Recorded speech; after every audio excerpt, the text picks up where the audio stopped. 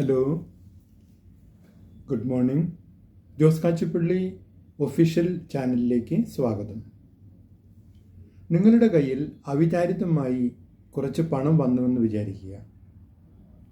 അത് ഒരുപക്ഷെ ഒരു സ്ഥലം വിറ്റ് കിട്ടുന്ന പണമാകാം, അല്ലെങ്കിൽ നിങ്ങൾ ബിസിനസ് ചെയ്തിട്ട് കിട്ടുന്ന ഒരു ലാഭമാകാം, അല്ലെങ്കിൽ നിങ്ങളൊരു റിയൽ എസ്റ്റേറ്റിൽ നിന്ന് നിങ്ങൾക്ക് കിട്ടിയ ഒരു കമ്മീഷനാകാം.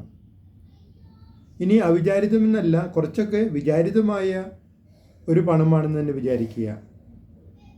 ഉദാഹരണത്തിന് നിങ്ങൾക്ക് ഒരു കുറി വട്ടമെത്തി കിട്ടിയ പണമാണെന്ന് വിചാരിക്കുക. അല്ലെങ്കിൽ നിങ്ങൾക്ക് ഏതെങ്കിലും ഒരു നിക്ഷേപ പദ്ധതിയുടെ മച്യൂരിറ്റി ആയിട്ട് കിട്ടിയ ഒരു പണമാണെന്ന് വിചാരിക്കുക. നിങ്ങൾക്ക് ഈ പണം എങ്ങനെ ഉപയോഗിക്കണം, എങ്ങനെ വിനിയോഗിക്കണം എന്ന് അറിയാൻ താല്പര്യമുണ്ടാകും. ഇവിടെ ഞാൻ 2 ഓപ്ഷൻസ് തരികയാണ്. ഓപ്ഷൻ നമ്പർ 1, നിങ്ങൾക്ക് ഭീമമായ പലിശ അല്ലെങ്കിൽ റിട്ടേൺസ് വാഗ്ദാനം ചെയ്യുന്ന, യാതൊരു തരത്തിലുള്ള ഗ്യാരണ്ടിയും തരാത്ത ഒരുപാട് നിക്ഷേപ പദ്ധതികൾ നമുക്ക് ചുറ്റുമുണ്ട്. അവയുടെ കണ്ണഞ്ചിപ്പിക്കുന്ന പരസ്യങ്ങൾ, നമുക്ക് മോഹന വാഗ്ദാനങ്ങൾ, ഇതെല്ലാം നമുക്ക് ദിവസേന പത്രങ്ങളിൽ നിന്നും അല്ലെങ്കിൽ മറ്റു മാധ്യമങ്ങളിൽ നിന്നും അറിയാനും കഴിയുന്നുണ്ടാവും.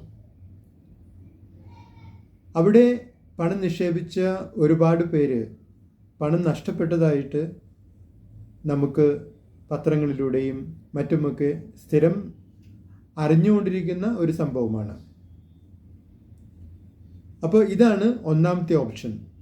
നിങ്ങൾക്ക് നിങ്ങളുടെ പണം ഈ പറയുന്ന സുരക്ഷിതമല്ലാത്ത പദ്ധതികളിൽ, നിക്ഷേപ പദ്ധതികളിൽ നിങ്ങൾക്ക് നിക്ഷേപിക്കാം. ആ പണം എപ്പോൾ നഷ്ടപ്പെട്ടുവെന്ന് ചോദിച്ചാൽ മതി. ഇനി ഒരു രണ്ടാമത്തെ ഓപ്ഷനുണ്ട്. ഓപ്ഷൻ നമ്പർ 2, നിങ്ങൾക്ക് ഈ പണം ഒരു നിശ്ചിത മാസവരുമാനമായിട്ട് ജീവിതകാലം മുഴുവൻ കിട്ടുന്ന ഒരു രീതിയിൽ ഇതിനെ നിങ്ങൾക്ക് ഒരു ഗവൺമെൻറ് ഗ്യാരണ്ടിയുള്ള ഗവൺമെൻറ് പദ്ധതികളിൽ നിക്ഷേപിക്കാം. അല്ലെങ്കിൽ നിങ്ങൾക്ക് ഈ പണം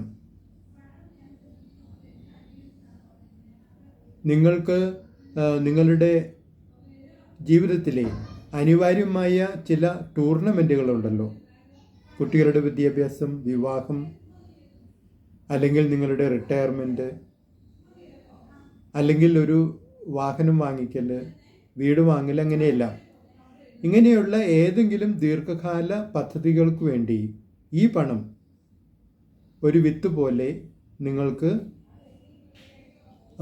ഏതെങ്കിലും സുരക്ഷിതമായ ഗവൺമെൻറ് ഗ്യാരണ്ടിയുള്ള ഒരു നിക്ഷേപ പദ്ധതിയിൽ നിക്ഷേപിക്കാം.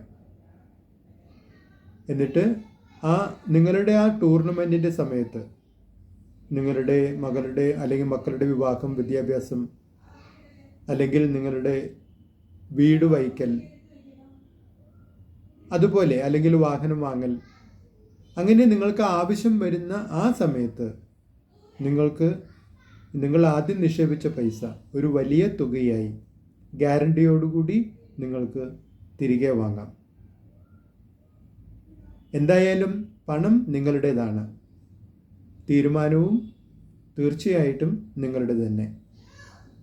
ആ തീരുമാനത്തിൻ്റെ ഫലങ്ങൾ അനുഭവിക്കേണ്ടതും നിങ്ങൾ തന്നെയാണ്. നിങ്ങൾ ഈ ചാനൽ ഇഷ്ടപ്പെടുന്നുണ്ടെങ്കിൽ ലൈക്ക് ചെയ്യുക, സബ്സ്ക്രൈബ് ചെയ്യുക, മറ്റുള്ളവർക്ക് റെക്കമെൻഡ് ചെയ്യുക.